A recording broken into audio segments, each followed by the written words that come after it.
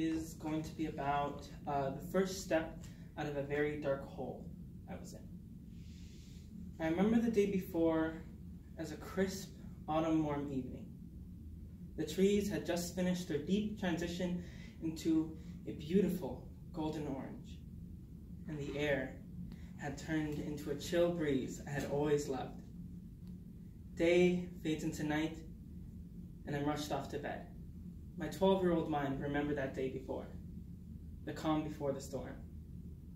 I look up to the ceiling, and the almost pitch-black darkness makes it so hard to focus on anything, except for the constant whirring of the air conditioner, leaking ice-cold air into my room. I take a deep breath, and I look around. My toys and games scattered around the floor. I hadn't listened to my mother when she had told me to clean them up earlier that day. My drawings, paints, and colors cover the 4 walls that make up my room. I had always been an artist, ever since I could lift a pencil. And I take a deep breath, I look up to the sky, and I drift off to sleep, unaware of what is to come in the morning. Almost like from a trance, I wake up, standing in the middle of my bedroom, stuck, without a voice. I'm frozen. I can't remember what had led up to this point, but I'm frozen in time.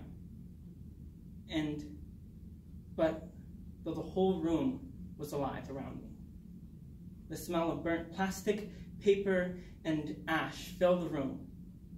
I remember seeing my drawings being ripped off the walls, my toys being melted into history, and my room burned to black.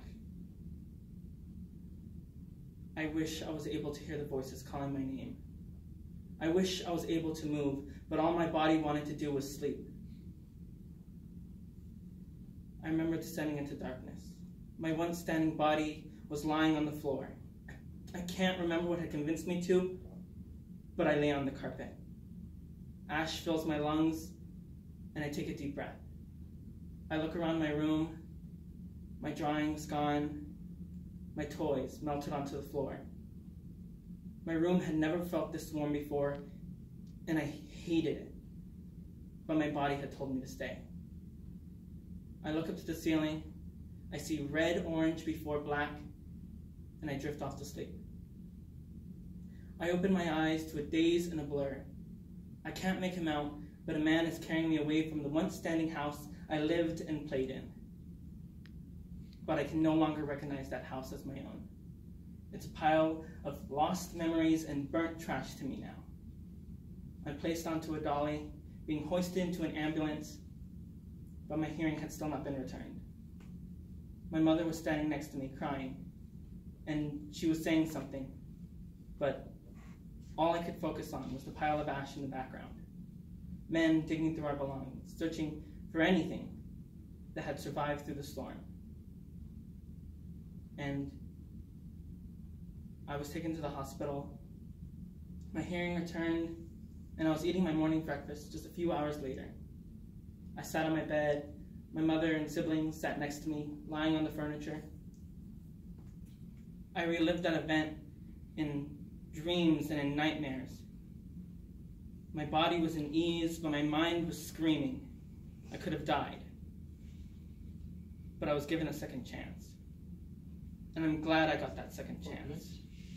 It was during this time I had lived through darkness and sadness, depression and failure.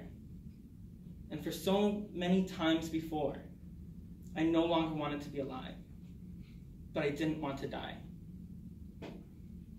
And it was during that time, during that moment, my body had given up, but my mind was having doubts.